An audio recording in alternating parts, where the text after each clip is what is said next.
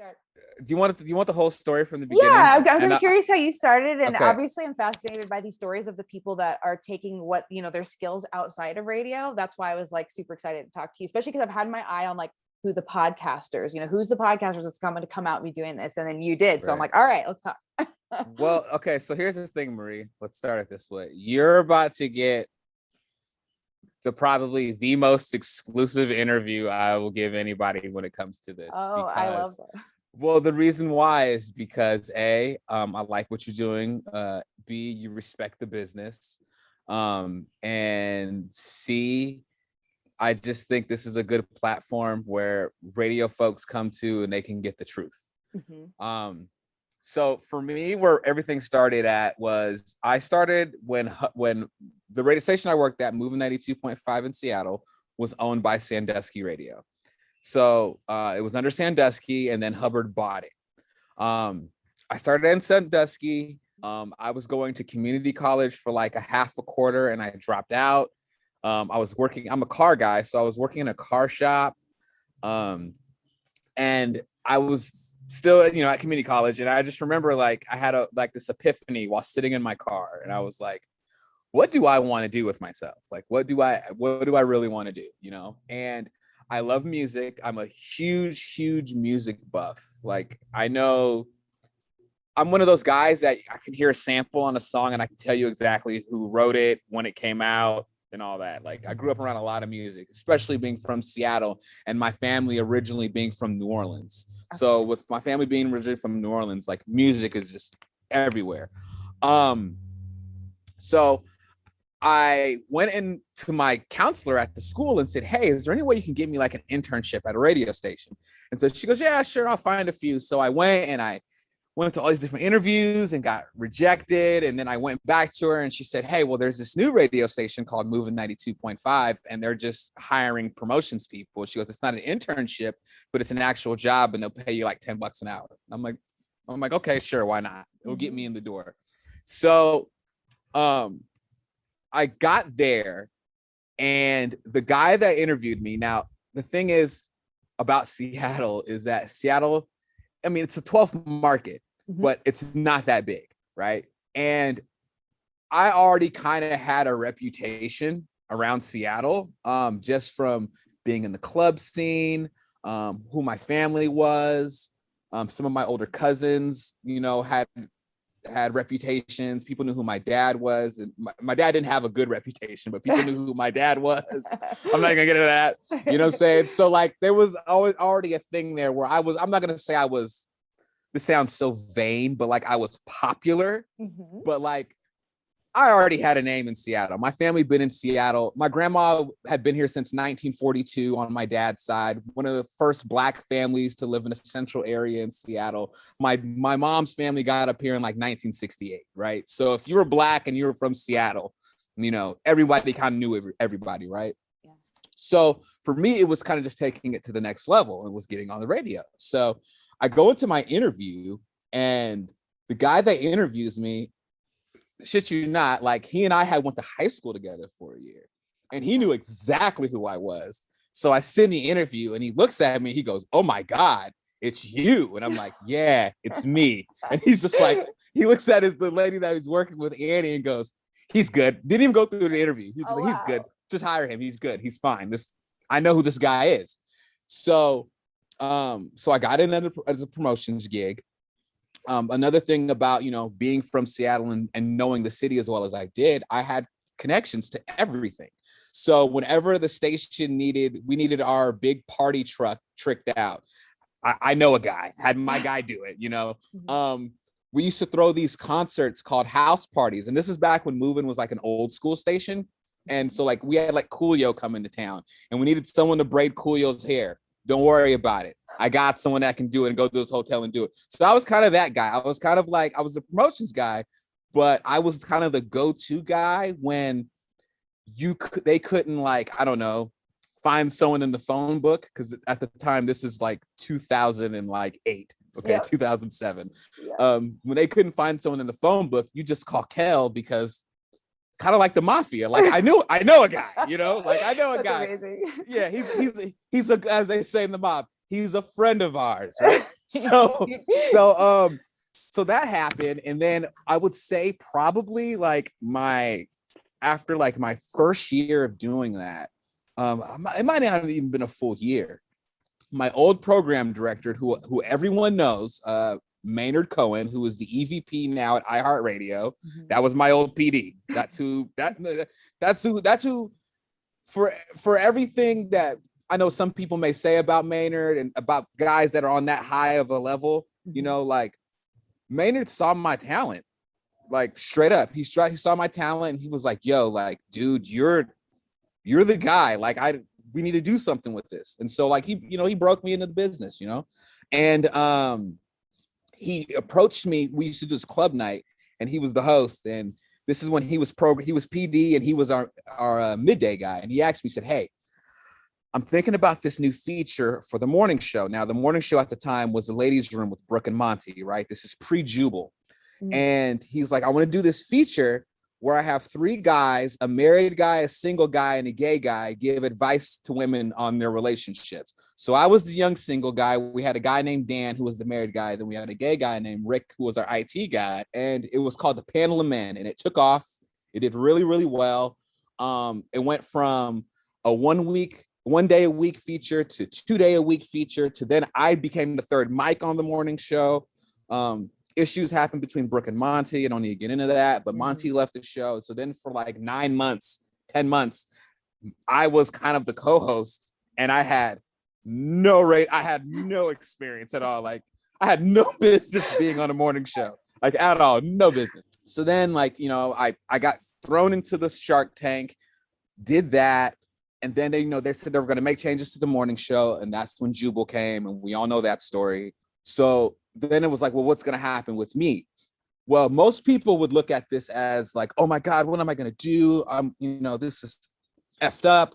Well, Maynard told me, he goes, oh, hey, look, like I can give you overnights and give you, the mix show if you want. And I was like, hell yeah. Because at the end of the day, for me, I'm a solo act. So I'm like, if this is going to be my opportunity for me to actually hone my skills so I can become better, perfect. I'll take it. Even if it's hourly, I don't care. Because that was my thing was, Marie, like I wasn't going to go back to working on cars and busting tires. Yeah. And selling weed. Okay, like let's be real here. Yeah. Let's be real here. Like I'm not doing that, right? Like I'm not doing that. Like so I did that for years and got my skills together. And then some more changes happened. Maynard ended up leaving. Obviously, he went on to iHeart.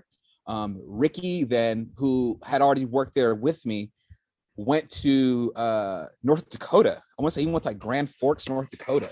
And that's where he went to hone his skills. He came back, he became PD. And then I had got actually an offer at ESPN.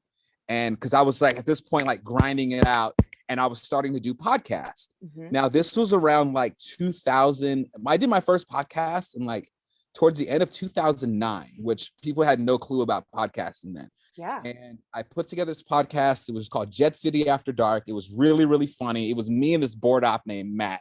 And like Matt Janosic is one of the funniest people I know. And we did this podcast and it was so funny. And it actually like kind of took off for a second. The powers to be at the time, and it wasn't even Maynard. Maynard didn't care. But the people above Maynard heard the podcast, sat me in HR, screamed at me, yelled at me, took the podcast, had it on CD, played it back. I was like, who do you think you are, Howard Stern? And I'm like, no, like, what are you talking about? Because it was a little edgy, but it wasn't nothing like too far off the rails. Yeah. And they pretty much told me I couldn't do it. They cut me off at the knees. And so I said, okay. So they put me on the shelf with that.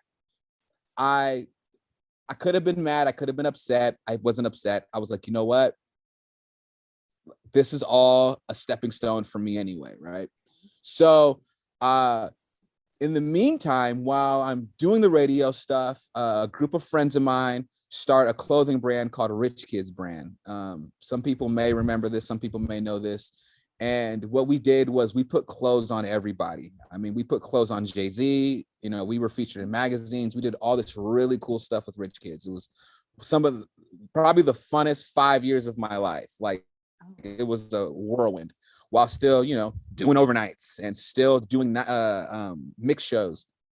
Then another guy approached me, my buddy Rex, God bless his soul. We started an e-waste company called Friendly Earth. So I had all these other little projects that I started on the side just off of having radio and being able to leverage radio. And it was a thing of leveraging contacts, because like I said in the beginning of this, it's all about who you know at the end of the day. So I was able to get to close to artists because I had artists coming in the studio every week. So I'd always have a care package for them. Boom, here you go, here you go, here you go. Nice. It worked, you know. They remember that.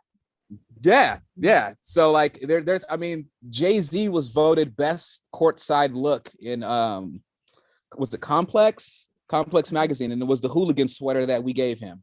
And I remember being backstage at the concert at Watch the Throne, and we had the boxes of stuff, and we're like, okay, we're gonna go give these to Jay-Z and Kanye. Yeah, you know, that's incredible. It was incredible, yeah. Crazy stuff. So I'm going through that, and then I get this offer from ESPN to do some stuff with like the Lakers.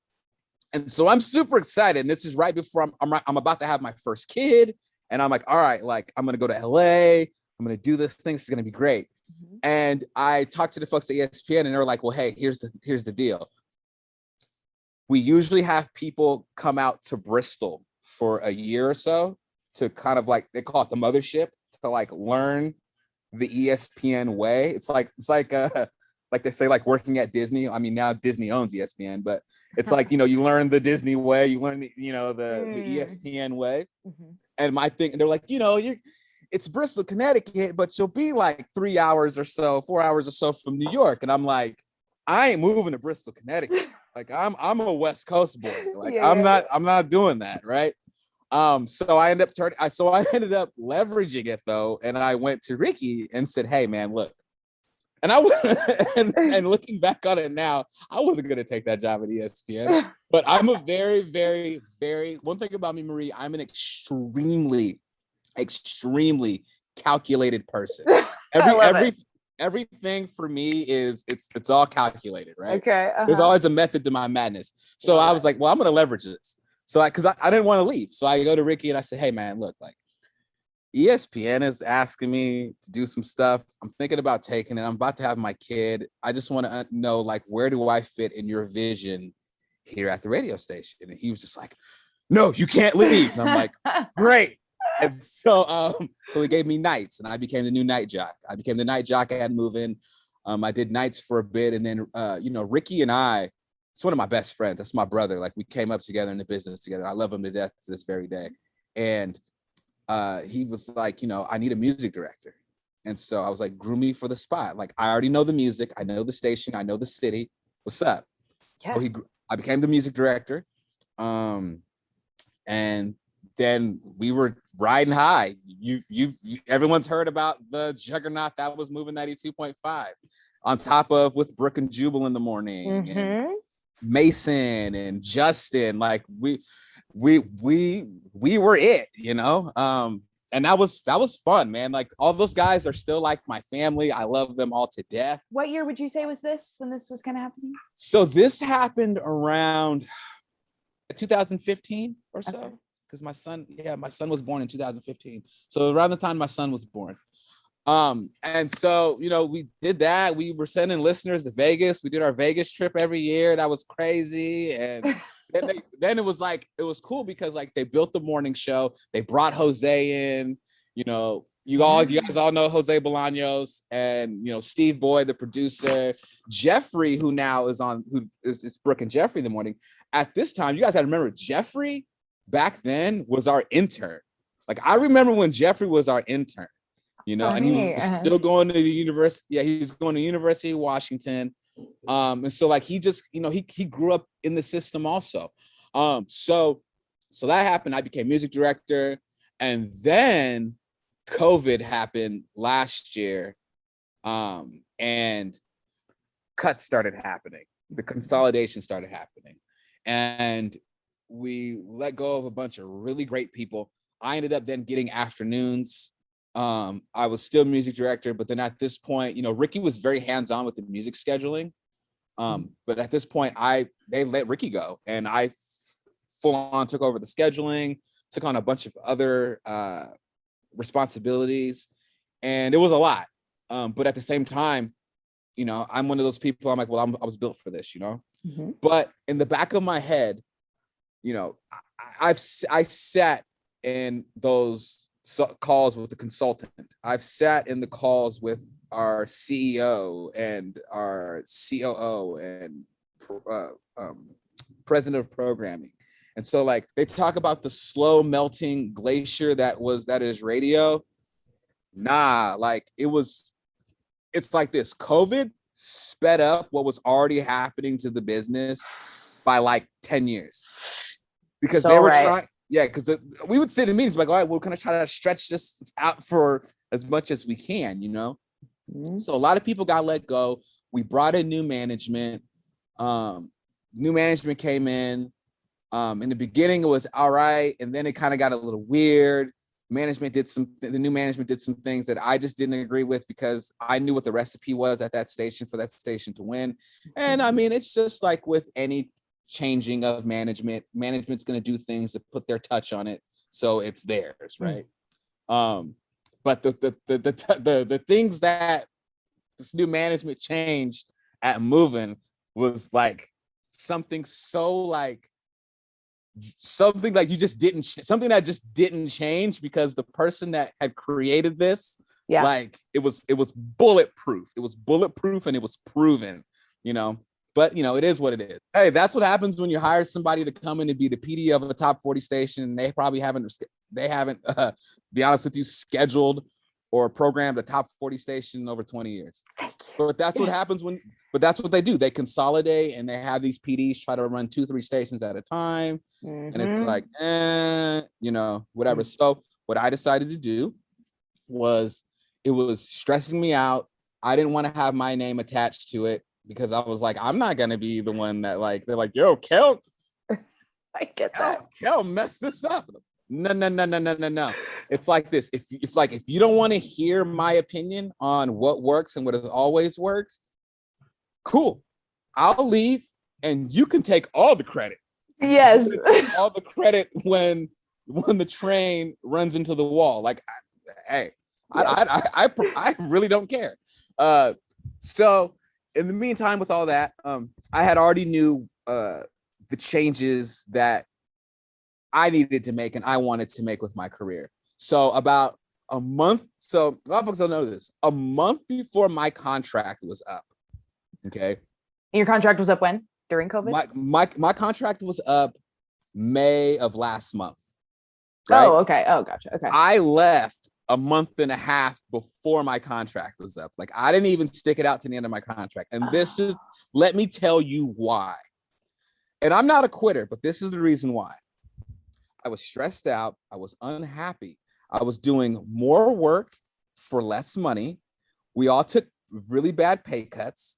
We weren't getting matched in our 401k, which I just heard they're just now back matching those guys as 401k. And this is no knock on Hubbard. This is no knock on it because Hubbard is a great company. Hubbard is a really good company.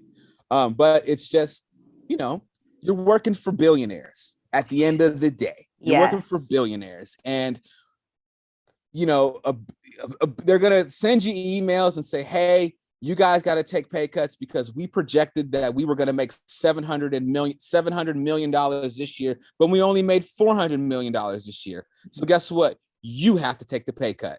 You see what I'm saying? So like for someone like me and how I'm very money driven and motivated, that's not going to work out for me. Right? I don't want to be on the radio that bad.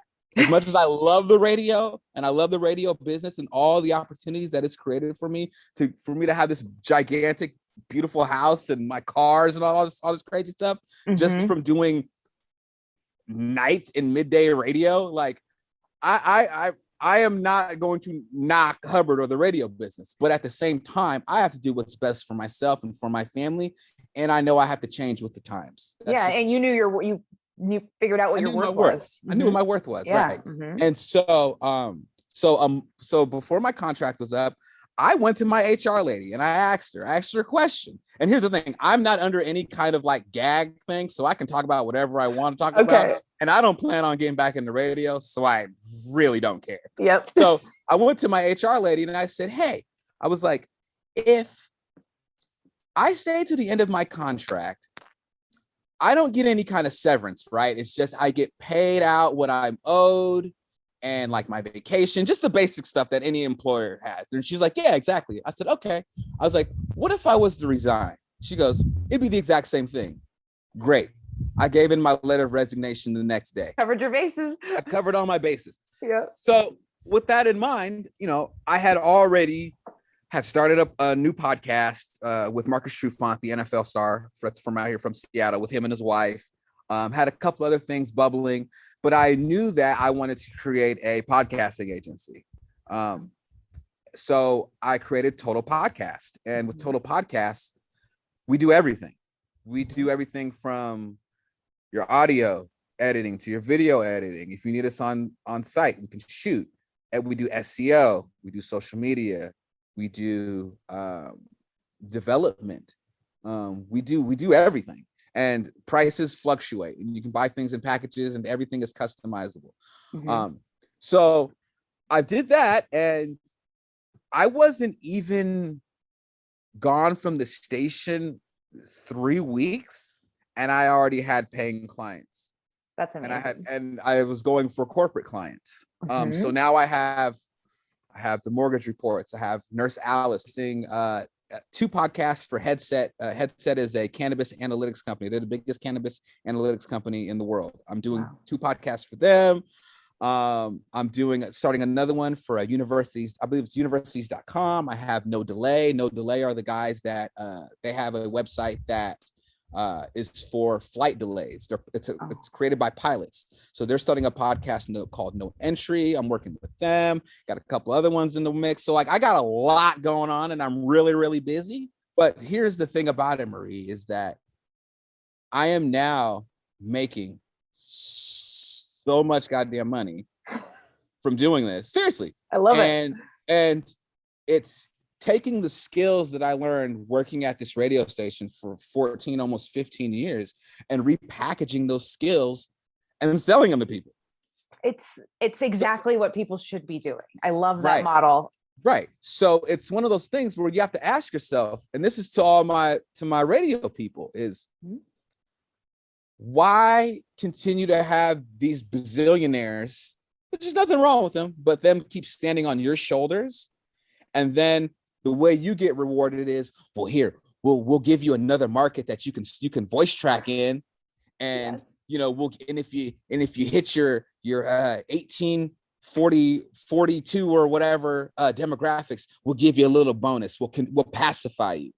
Like, why do that where you can just put in the work yourself? Because a little hustle will get you far.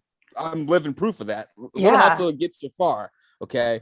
And have all your own money. Create your brand. Do your brand how you want to do it. The problem is with radio is that people, I don't want to say they teach us or brainwash us with this, but the thing with folks in radio is that they believe all they can do is just radio. Yes. Like that's all they think they can do. And that's the furthest thing from the truth, because I worked at it's a media company. I started in promotions, right? So I understood who's your audience? How do you talk to that audience, right? I got into programming. Then I got into programming / management.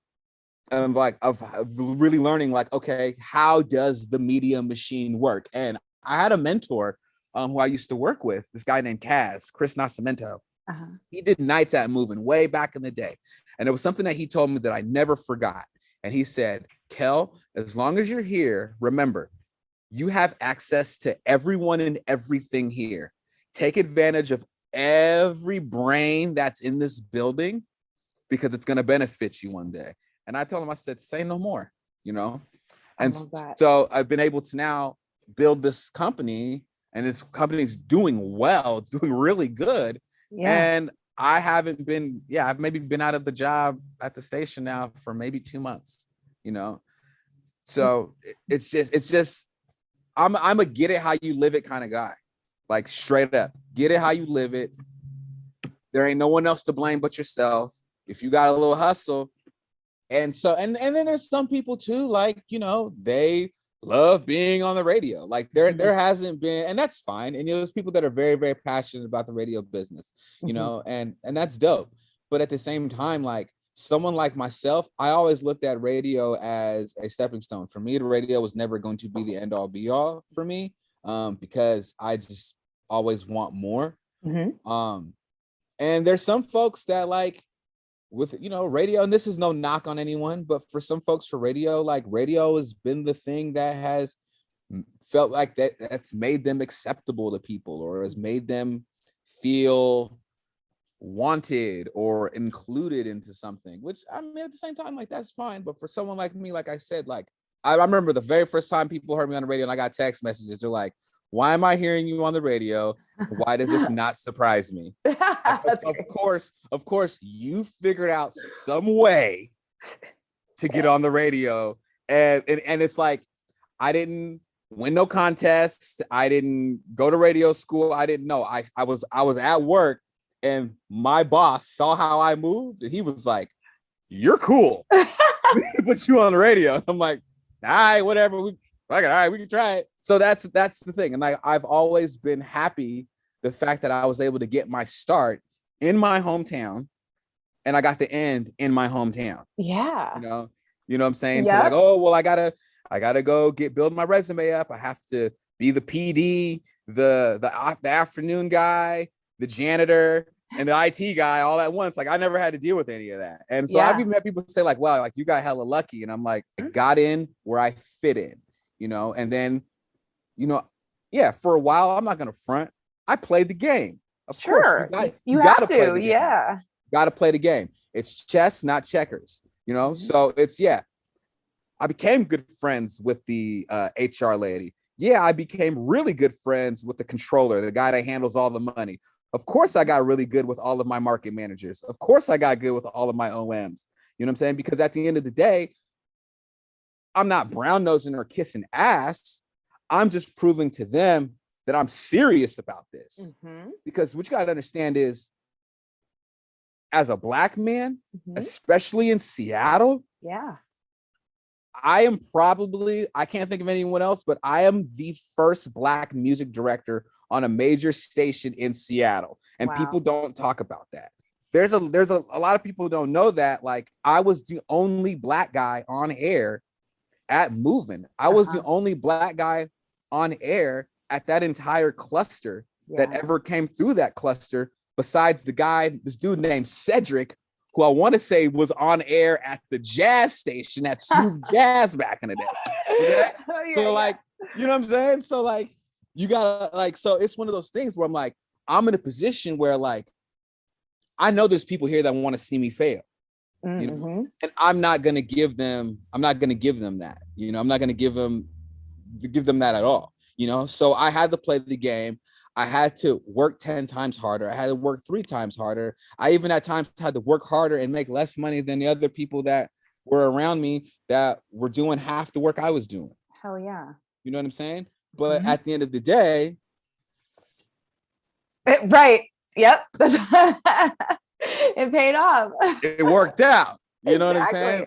It worked out. So just for my radio people out there, it's like, don't be scared to step out.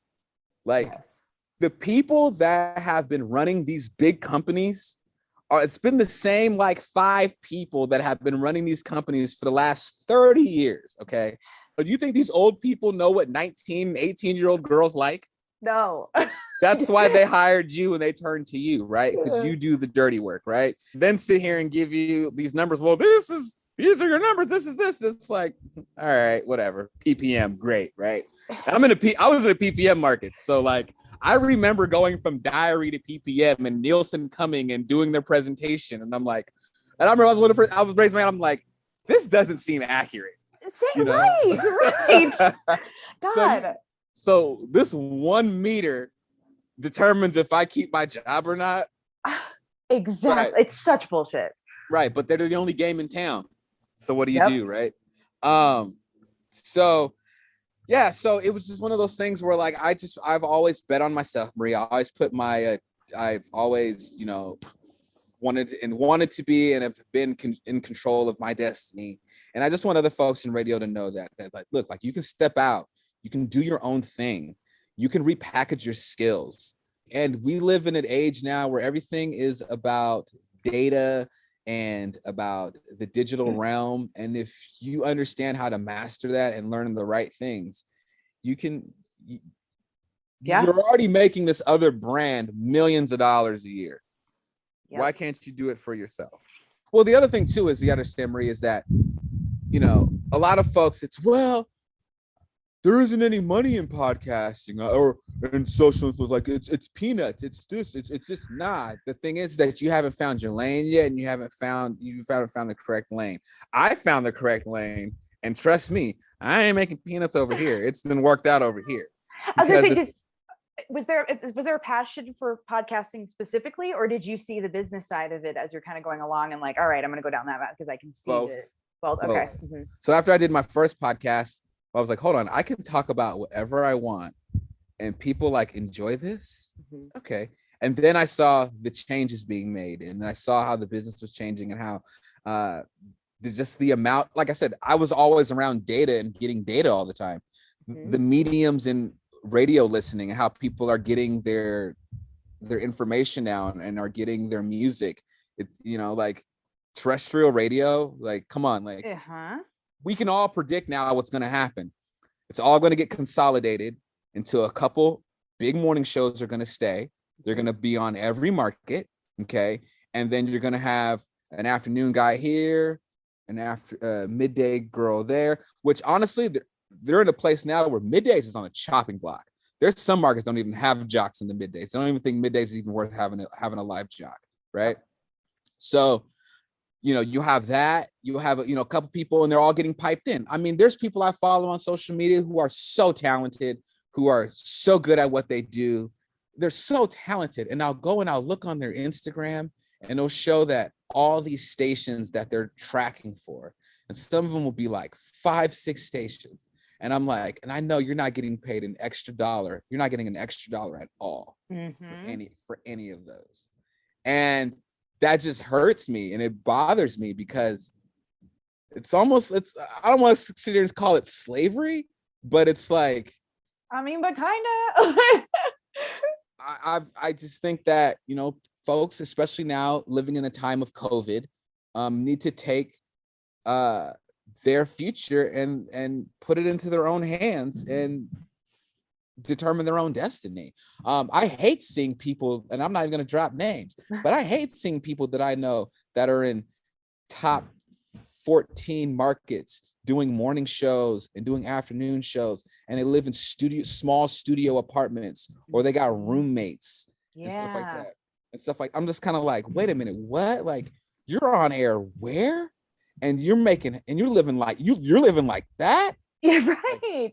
Like come on, like that's not even like that's just because you want to be on the radio that bad. Like you want to be on the radio that bad, right? Like, no. Not that. It's just like I said. For me, it's just not. Me personally, it's just not that serious. Yep. Like, it's just not that serious. For me, it was just I wanted more for myself. And like I said, a bit earlier, folks say, well, there's not money in podcasting. There's not this and that. Look, man, every big major company wants to have a digital imprint. Yep. How do you fit into that? Yeah. There's so much. Yeah. The other thing too, Marie, before we wrap up is I think people need to take some time to really think about COVID and how much of COVID has affected everyone. In a good way and in obviously a bad way. Bad way, people dying, people getting sick, things getting locked down, all that shit, right? But then in the positive way, it's COVID has created a whole new social class of people, right? Where I can work remotely, move and live wherever I want, make the money I'm making, and wherever it is I'm living, that city, state, country's economy is not going to affect me. Yes. And so like that is that's the future. That's where the world is gone.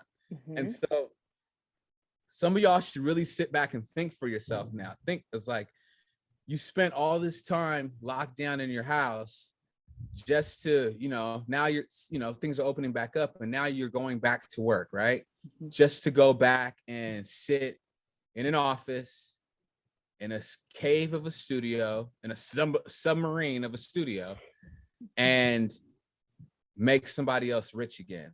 That is someone that already took a bunch of shit away from you, took pay cuts, took money from you, and gave you more responsibility. You all know you're worth more than that. You all know you're worth more than that. And I know it's scary. And I just want radio folks to just understand that, like, you have talent. All of you are talented. You all have value. And let that value work for you now. Let that value put you in positions and put you in places that you never thought you'd be in your wildest dreams. I'm about to move to Costa Rica. Yeah, it's fucking awesome. All because I bet on myself. Yes. That's all you have to do. And put in the work, and you're smart. I know you said earlier that people say, "Oh, you're lucky," but no, it's very obvious. I put in the work. Smart, Listen, I like nowadays how radio is. Like, people don't have to go through half the shit that I went through. It's just about being resilient. When you grow up in the inner city, when you grow up in the hood, people don't think there's a hood in Seattle. Trust me, there used to be a hood in Seattle. Oh yeah. And when I lived on Othello Street, like, it was all about resilience. You know what I'm saying? Yeah. If you were resilient, you made it and you figured it out, So,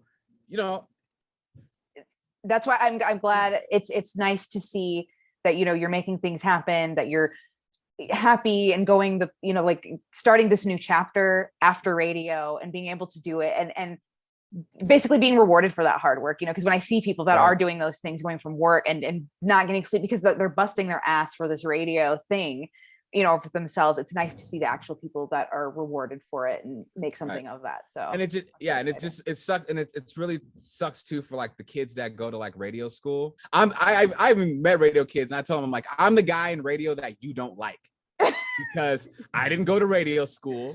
Yeah. Right. So it makes it seem like I didn't pay my dues or I didn't do this or whatever. Or have to be the intern. You got a paying job right away. Right. At the end of the day, it's a lesson in life about, it's not what you know, it's who you know. Right. And who I knew. I didn't even go through a job interview and I got into this place and got 14 years out of it. That's incredible. You see what I'm saying? Right. And so like, when it comes to the big leagues, if you're not built for it and you can't come with it, that's what it is. Exactly. So don't waste your money, your parents' money, going to radio school. I always say, just go get a receptionist job. You get your foot in the door, say you'll do promotions, and you're good. Say yes to everything else, you're golden. That's really it. Like, get your foot in the door and let people know, yo, look, I'm worth it. I'm worth being here. And just prove and show and prove and show your hard work. And I say this all the time, and I'm gonna leave you with this, Marie. I love it. In the words of a very, very smart, wise man, God bless his soul, by the name of the rapper Mac Dre. Get in where you fit in. If you don't fit, squeeze. I love that. That's great. I love it.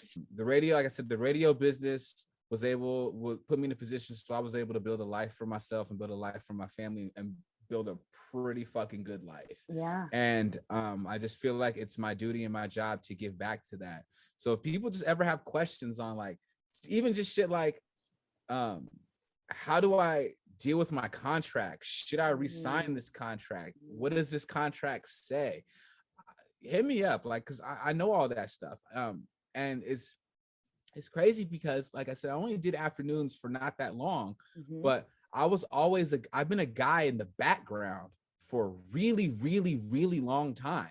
You learn a lot there.